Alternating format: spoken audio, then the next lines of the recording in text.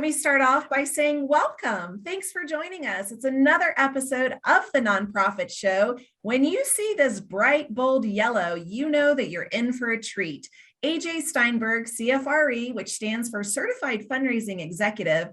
She's also CEO, which stands for Chief Executive Officer. So she's really a badass. Queen-bee-fundraising. She's going to talk to us today about 7 elements of event success. Before we jump into this, AJ, we of course have a little bit of show. It's not cleanup, but just kind of the standard protocol that we do. We want to make sure that all of our guests know who you're looking at and listening to. Julia Patrick is here, CEO of the American Nonprofit Academy. She's really vying for my nonprofit nerd status. So if you joined us yesterday, she said, wait, I want to be the nonprofit nerd. I do. I'm Jarrett Ransom, your nonprofit nerd, CEO of the Raven Group. We are so honored to have the continued investment support from these presenting sponsors. Thank you so very much to Bloomerang, American Nonprofit Academy, Fundraising Academy, Nonprofit Nerd, Your Part-Time Controller, Staffing Boutique, Nonprofit Thought Leader, as well as the Nonprofit Atlas. We have over 500 episodes, and you can find us on Roku, YouTube, Fire TV, Vimeo, as well as podcasts. So AJ Steinberg, CFRE, queen-bee-fundraising. This will also be on podcast form. So we are thrilled to have you here, and I want to say welcome back. Well, thank you so much, Julia and Jarrett. Yeah, I noticed there was a shift in the nerd glasses here. Everybody but the nonprofit nerd has them on today. They're here. Don't worry. They're never far. They are like literally glued to me. So, but do you need them? That's the question I always want. No, I'm sorry. I don't, but I need them for my branding. That's fabulous. When I was in my 20s, I actually went and bought a pair of clear glasses that were totally nerdy and would wear them because I looked so young at work that I wanted people to take me more seriously. And I need them, but oh, that is great. Well, today's thought leader episode, AJ, you're going to share with us about the 7 key elements to event success. And again, for those of you that are, loyal listeners and viewers, this is really only scratching the surface. So 30 minutes, but please do check out queen-bee-fundraising.com to learn more from AJ because she's a whiz at this. And you have with us today really 7 key elements. So let's start off. What is your element number 1? Element number 1 is figuring out what you want to accomplish with your event. And you guys know, so many times people just go, we're going to do a gala. That's it. And I just had a client say that to me earlier this week. And by the time we were done with it, they will never do a gala again because it's not a good fit, right? Right. So the 5 goals, there's really 5 goals to any event. And the first one is, of course, fundraising. I mean, that is what we do. The second is marketing for your organization, because you would be shocked how many people don't even know that you exist. The third is promoting your programs. A lot of people may know you exist, but don't know exactly what you're doing. So every live event or virtual event is an opportunity to market your mission and who you are. The next one is a call to action. How are you going to get these people to stay engaged with you once they leave their seat? And the last one is appreciation and stewardship, because there's nothing like a live event for actually building community and starting that stewardship silo. So you have to figure out, and part of the goals is figuring out who you want to see sitting in the seats. Yeah. If you want to get millennials in the seats, do not do a gala. If you want to get somebody who doesn't have a deep pocket, do not do a gala. But I do galas all the time. I love them. I think they're great, but you should really choose an event that will attract your support base. I love that. I love this. And I think I love what you said. And I know we have 7 strategies. But to me, I can't imagine that any of them are going to be as good as this first element, because you need all 7 of them. You literally have to do all 7. But it seems to me, AJ, that if you start off well and you really step back and look at these this first element with all of your 5 points, wow, it's going to do so much of the heavy lifting for you. And I just think it's super powerful. I love that you started with this, especially during a time when everybody has been shut down for now going into year 3. Everybody's like, we got to do a gala. We got to do a gala. And it's like, let's step back. And part of this, I think it comes from that enthusiastic board, maybe misplaced, or maybe, talk to us about that, because I think a lot of organizations are getting pushed by their boards. We got to do the gala. We got to do the gala. Right. And then they don't buy tickets to the gala. And there's a reason for this. The second part is getting your board enthused. And this means a lot of times I call them grumpy cat boards, because you'd sit and they do the grumpy cat face when I walk in to talk to them about their events. And part of it is your board was embarrassed by your last event. Your board wasn't happy with the return on investment of your last event. Your board wasn't engaged to be thought leaders at your last event, meaning you didn't ask their opinion on anything. All of those things are super important at the beginning, is to get your board to understand that, hey, you may not have loved our last event, but let's talk about what you didn't like, and you tell me what you think really would work now. 2 things happen. First of all, you get a better event. Secondly, they have skin in the game now. So they actually will want to have this succeed. They feel that it's being built with them and their colleagues and family and friends in mind. And an enthusiastic board doesn't happen without good leadership, which is you. Sorry. Leadership from your board is, every time I hear about people complaining about their board, which is constantly, a lot of times you're not really listening to them, asking them questions and engaging them. AJ, I cannot unsee the grumpy cat board. Every single meeting I attend now, I will just see like meow, meow, all the grumpy cat board. They do. And they're usually men wearing polo shirts and like this. And it's just, that's exactly who they are. That's a fantastic visual. I really also am hearing from this enthusiastic board the quote that people support that in which they help create. And that's exactly what you were saying with bringing in the board members' thoughts, process, at least so that they feel that they've been heard. What about the committee? Do you see that also as having that active committee as a big element? Yes, and that's number 3. Excellent segue, Jared. Thank you. It was fabulous. Yeah, an active committee. If I am approached by an organization who wants to work with me to help build this great event, and they tell me they don't use an event committee, or they tell me they're just using their board as the event committee, I won't work with them.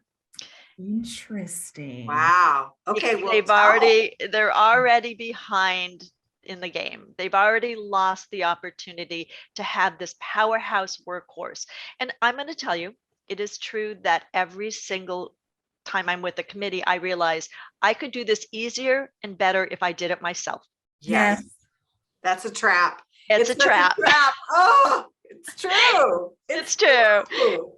And the thing is, it's not your party. It's not your gala. It is your organizations. And these people who sit on your committee, volunteers, are something like 67% more likely to become deeply, new word, and more deeply engaged with your organization financially and the future if they're a volunteer with you now. So that's an amazing, think how 10% is like a hallelujah for, direct mail.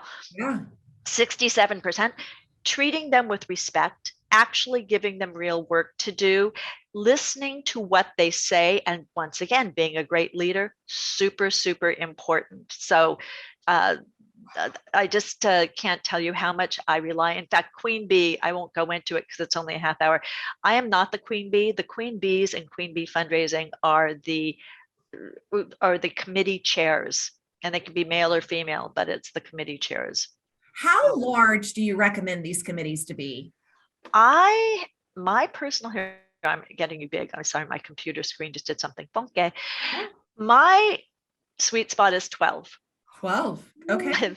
You can take any, you can take that from anywhere. I just find that once you get up to like 20, it's too many opinions, too many people to deal with. Once you have 4, it's not a team. That energy and excitement that you build from being a team is super important to a committee. It should be a high-fiving. By the end, you're high-fiving, having drinks afterwards, making girlfriend plans type thing, or friend plans. Grow plan. Yeah, all the good stuff. Yeah. Yeah. And so talk to us, your element 4 talks about engaged sponsors. Yeah, you can tell I'm big on engaging and not just letting things slide. I love that. Yeah, and that's all part of it. So what are your tips and tricks when it comes to our sponsors? Sponsors, I actually teach half-day workshops just on how any organization can get sponsors. So if you're a little organization and you're listening to me, you can get sponsors. There is no secret. All you need to know is how. And nobody's teaching you how. So it's my job, is to teach you how. But engaged sponsors mean don't ask for their money and then disappear until they get the tickets, and then they still don't hear from you until you ask for money again next year. Yes. Stewardship, following through with what you promise, giving them something sexy that will appeal to them. It's a business. So they're not donating money. It's return on investment. It is a marketing investment for them. And if you have 4 hours, I can tell you about it. But otherwise, I can just say you can get sponsored. That money is there. It's sitting there waiting for you to ask for it. Well, I want to attend this workshop. So well, go to queen-bee-fundraising.com, okay. Go to resources and workshops. I'm telling you, because I do these virtually as well. I love in-person best, but I do these virtually as well. And when I say it's a forever game changer for these organizations that attend, it's pretty exciting for them. So do you use that acronym WIFM, what's in it for me, when it comes to our sponsors? You know, it's really like, what is the desire of the company? What is the business marketing goals? So really that whole WIFM, what's in it for me? I have never heard WIFM, and I'm going to steal it this minute. You have it. I didn't make it up, but yes. I've never heard it, but I start out, when I do this, I spend a good amount of time explaining what the 7 things that businesses are looking for when they sponsor, and what you have to offer them. Do not think about it as, we need your money. You have to think of it as, look what an amazing opportunity we're offering you. And I say that, and you have to train the people who are approaching for sponsor, not training them like 7 days of training. Just tell them this: you're not asking for money. You're offering these sponsors an opportunity. It's the same thing as when you're asking donors. You are offering an amazing marketing opportunity that they will not get anyplace else, because you are an awesome marketer of their sponsorship. I love that. And we're gonna check out this workshop for sure. Yeah, it's fun. It's like people are like mind blown. Yeah. And really sophisticated people, I think, oh, they already know this, or like, I never thought of it like this. Wow. It's a mindset shift, but I love element number 5, which seems like it tags into that. And that is having a marketing plan, because in essence, that's what your sponsors want to see, right? So talk to us about how you envision the marketing plan being such an important element. It is an element, because you can't just assume that your sponsors are going to know how you're going to market them, and your tickets don't sell themselves. A marketing plan is not this big fancy thing. It's figuring out, this is how many tickets we need to sell. How many are going to be sponsorships? How many are going to be through tables? How are we going to get the word out? How are we going to make this sound appealing? What kind of verbiage are we going to be using that makes us differentiate from the others? So a marketing plan is nothing but actually figuring out how you're going to sell tickets, how you're going to market your sponsors. And it's every time that you have a poster, a banner, a social media post for this, it's marketing your organization as well. Super important to remember. I don't think I've seen enough marketing plans when it comes to having a successful event. I feel like that is left over, and it's kind of like, oh yeah, of course we're going to market it. Well, what does that look like? Oh, we'll put it on social media. We'll barrage our, email with our board members with like a barrage of invites. And again, really, activating that grumpy cat. And so I think this one is left out. Yeah, nobody really just initially thinks, oh, let's put together a marketing plan. But I want to tell you, the one thing your sponsors are looking for are people to walk in the door of their business or to go and click onto their business. If you could include in your marketing plan things like an activation at one of your sponsors, meaning sending your people to the sponsor for a special something, great for the sponsor, great for you, ties into your event, tons of stuff. Whoa, never heard of that. So you can have the with them. I'm taking that activation. That's great. I love that. And I would say that one of the things is that I see is that if you get a committee and they're all good and they're great, a lot of times they just are like, oh yeah, the organization's internal marketing and communications, they'll market this. That's right. And there's like this, disconnect. Yeah. And it's like, wait, no, step back. This has got to be aligned up front moving forward so that it can get into the Marcoms. Right. And also your committee is your best marketing tool in the world, because every time they're at a cocktail party talking about what they're doing and they're so excited and they can't wait for this event, that enthusiasm is what sells events. It's that FOMO, fear of missing out, you're building that for your event. Yeah, absolutely. It seems to me too that the marketing issue helps you moving forward, especially if you're looking at this is going to be a repeat thing, or even if you're going to do something maybe later in the year to then tag onto that. If you liked us at this event, you're going to love us at this next event. That's exactly right. So I know we're so short on time. Any business that says no to me, who should have been sponsoring, who's not, I comp them tickets and I treat them like VIPs. I want them to see how amazing it is. All of those tribute books, those event programs, take them with you. Don't leave them and toss them after, because those are marketing for next year's event. You give those to potential sponsors. Love that. Okay. So I was just going through a storage closet and I saw a box, half full of these programs. And I thought, why do we have these? We can get rid of all but one of them. But now I know there's more use to that. And that's right. Really they can see the quality of your event, what you do, and they could see who else sponsored in the past. Yes. So I'm going to take those then to the committee, and they're going to be able to use that as fodder, if you will. Right. Brainstorming. Yeah. A lot of times we brainstorm using to see, there's so many, this is so complicated. We still have 2 to go. I mean, I literally could sit here and talk to you all day, and I do talk to people all day about this, but it's like teaching you to drive a jet airplane in 1.5 hour segment. But let's get on to the next element, and that's the engagement strategy. I'm really interested to hear about this from your perspective, AJ, because so many of the things that you've talked about, I feel like they are more of an engagement concept. So this is really interesting. And that is the whole overarching idea of Queen Bee and our strategies for events, because these are not, if you are taking people and putting them on their cell phone, doing all the bidding, you have this live event, and then you put people back on their cell phones to do the bidding and to be the thing. And it's sort of, engagement is an art. It's a science, and it means building community. And there's a reason that successful events have a cadence. That means you should plan in advance of how you're going to welcome people when they come properly. Then you're going to build community. Then you're going to sit them down and do the stage program, which is when you do your mission moment and all. And then you're going to engage them afterwards. So that's the engagement strategy. How do we do that?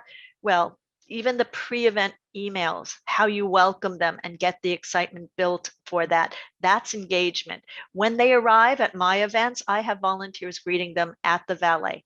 If it's a theme, thank you. If it's a event that has a theme, if it's an evening in Venice, they have the boat paddles and they're dressed like oarsmen. We walk them to the registration. The registration people have a protocol for welcoming the people. Board members, listen up. You are goodwill ambassadors. You are not there to drink and schmooze with your friends. You are there to greet the people that you are stewarding, to hire about. You are a very important element. Same with the staff members. You should not be running back and forth with auction items. You should be going table to table, greeting guests, telling them how important it is that they came and it means so much to you. All of this is building community. The cocktail portion builds community. When you put them on their cell phones to bid, you're taking them away, and then they're checking the babysitter and checking the scores. Yeah. You can all complain to me afterwards, AJ at queen-bee-fundraising.com. I still use mobile bidding. If you're a school, it's okay. There's certain times it's okay. Once you go into the main room for the meal or the dinner, you close that auction. You do not send people back and forth to see. An auction is a game. You make a little bit of money from it. They spend hundreds of hours getting these auction items and putting together auctions, and they spend 15 minutes putting together the strategy for their stage program or their ask. You are so right. You are so right. I've done this once or twice. I've seen it once or twice. Oh my Honestly, you guys, I'm begging everybody, please. It's entertainment. That's basically what your auction is. Your fund and need is where you make your money. And there's a strategy to that. There's a strategy to how the whole dinner, the dinner, and then how you sequence your stage program is key to audience engagement. If your people are standing up and going and getting drinks in the other room or talking to their friends, you have not done your job. Right. And thank you. Yeah, thank you. And Thank take you. us home with this element number 7, because now that we have, been taken to church and school with all of the engagement, how do we continue that post-event? Yeah, and that's someplace that most organizations fall down. Once you've spent, I say it takes 9 months to make a baby and 9 months to make a really great event. So once you've just stated your event and people have been there for 3 to 4 hours and fallen in love with you because you've done it right, are you not going to ask them out on a second date? Are you just not going to follow up with them? I mean, you spent all that time and money doing this, so do the right thing. And in fact, if people want to reach out to me, I have a post-event protocol strategy that I can send to them. It's AJ at queen-bee-fundraising.com, and literally I spell it out of 1 day after the event, this is what you do. 3 days after the event, what you do. 6 weeks after the event. This is a long term. Remember too, with sponsors, they probably haven't attended your event because a lot of them don't want to go. And once again, don't just let the tables be empty. Ask them if they'd like to gift back the tickets that they're comped, so that you can put you can put the teachers there. If you're a school, you can have the honorees there. Be in contact with those sponsors afterwards. Send them the tribute book in the mail with a thank you note so they can see the quality, see how you did it. And that's when you pick up the phone. And what do you do? Tell me, Jared. I know you know. What do you do? We thank them. We thank them and ask them if they want to come on for next year immediately, right? When they're feeling the glow and that love.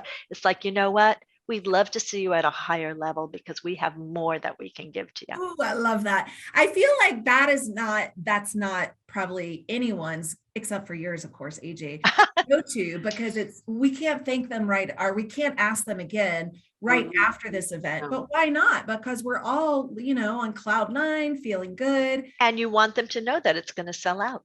Say we sold out most of this year's, and we want to make sure that you're on board for next year. So we're going to tell you what we have. That doesn't mean that they'll sign on the dotted line and give you the check then. You just need to get their commitment, let them know, and stay in touch all year. If they have a golden retriever and you see an ad of a golden retriever and your contact at the sponsor, send them the blog post on golden retrievers and say, just thinking about you. That's right. That is absolutely right. Well, these are 7 fantastic elements. If you liked what you heard, and I certainly did, because there's a lot for me to learn here, these Queen Bees 7 elements of event success, you can get your download, everything that AJ just shared with us in these 7 key elements. So the well-defined goals, the board enthusiasm, active committee, engaged sponsors, marketing plan, which again, there's another, workshop that AJ provides there, engagement strategy, and post-event, which email Queen Bee here, because that is fantastic. What a generous offer, in addition to this download, for you to share with us, AJ, this post-event protocol, because that is something that I certainly want to get my hands on. And I hope you will come back on maybe another thought leader episode and share with us what that post-event protocol really looks like, because we're all itching to get together. Thank you for having me.